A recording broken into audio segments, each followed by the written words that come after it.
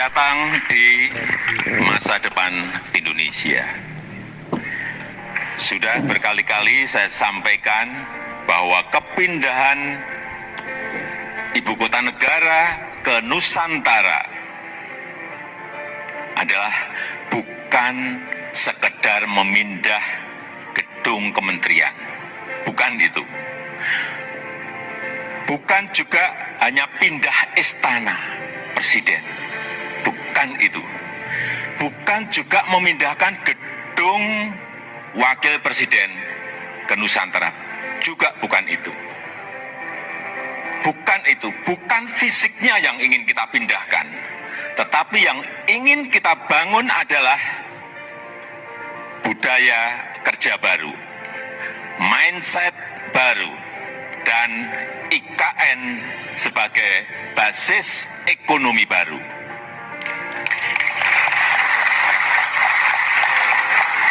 Indonesia sebagai negara besar harus berani melangkah, harus berani memiliki agenda besar, berani punya agenda besar, dan ini untuk kemajuan negara kita, untuk kemajuan bangsa. Dan jika kita tidak berani transformasi dari sekarang sampai kapanpun, kita akan sulit jadi negara maju. Dan untuk keberlanjutan IKN Nusantara, ini juga sudah sering saya sampaikan. Bapak Ibu, sekali lagi, tidak perlu ragu, tidak perlu bimbang. Karena apa? Payung hukumnya itu sudah jelas. Payung hukumnya sudah jelas, yaitu Undang-Undang Nomor 3 Tahun 2022. Dan itu, ini juga kita harus tahu semuanya, itu sudah disetujui 93% dari fraksi-fraksi yang ada di DPR. Loh, kurang apa lagi? Kalau ada yang masih belum yakin, kurang apa lagi? Nanti sampaikan, kurang apa lagi? Jadi sekali lagi, sudah tidak perlu lagi untuk dipertanyakan. Ini ada Ketua MPR ada di sini, Pak Bambang Susatyo juga.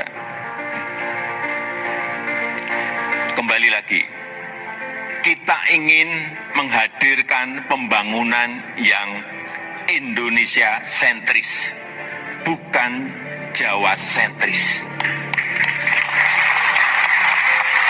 Karena Indonesia ini bukan hanya Pulau Jawa. Indonesia ini memiliki 17.000 pulau, 514 kabupaten dan kota, 34 provinsi yang terbentang dari Sabang sampai Merauke, dari Miangas sampai Pulau Rote. Dan ada tapinya, tapi saat ini 58%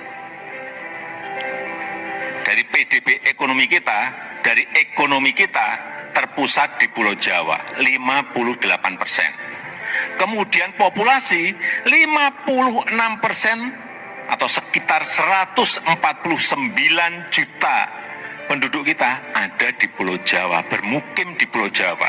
Betapa Pulau Jawa ini sangat terbebani dengan jumlah yang sangat besar itu. Itulah kenapa sering saya sampaikan, Indonesia perlu keadilan ekonomi. Sekali lagi ada 17.000 pulau, bukan hanya satu pulau. Perlu kesetaraan pembangunan, perlu pemerataan. Ini yang ingin kita hadirkan, yaitu dengan membangun ibu kota Nusantara.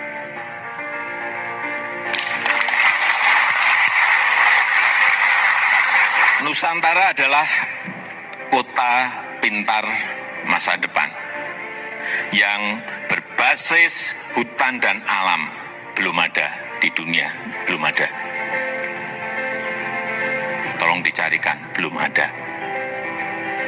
Ini yang membedakan, ini yang nanti menjadi diferensiasi ibu kota kita dengan ibu kota negara-negara lain.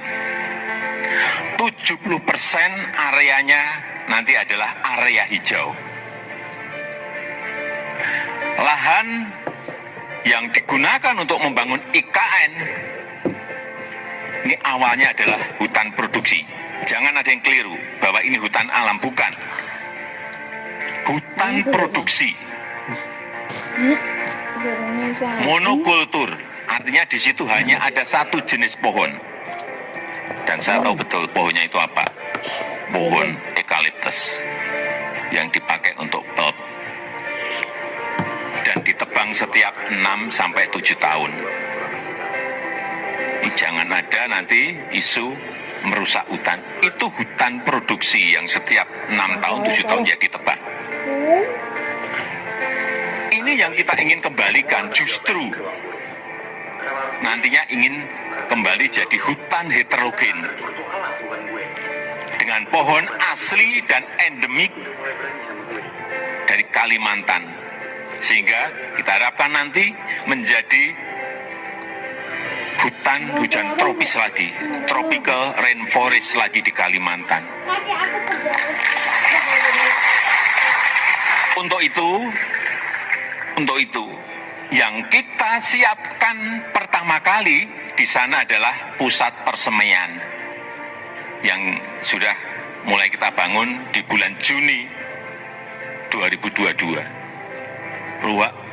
Luas lahan persemaian ada kurang lebih 16 hektar dengan embung 7 hektar. Kita harapkan selesai nanti di awal tahun 2022 yang kapasitas bibitnya setiap tahun bisa menghasilkan kira-kira 15 juta bibit per tahun. Ini yang akan kita pakai untuk menghijaukan Kalimantan. Supaya Bapak Ibu ingat saya dari kehutanan.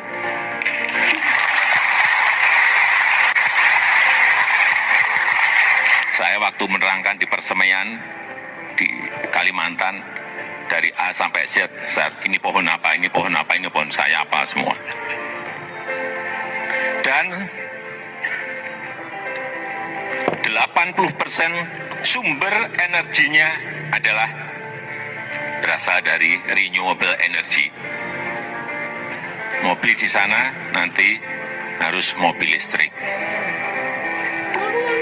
Kemudian 80% transportasinya adalah transportasi umum, autonomous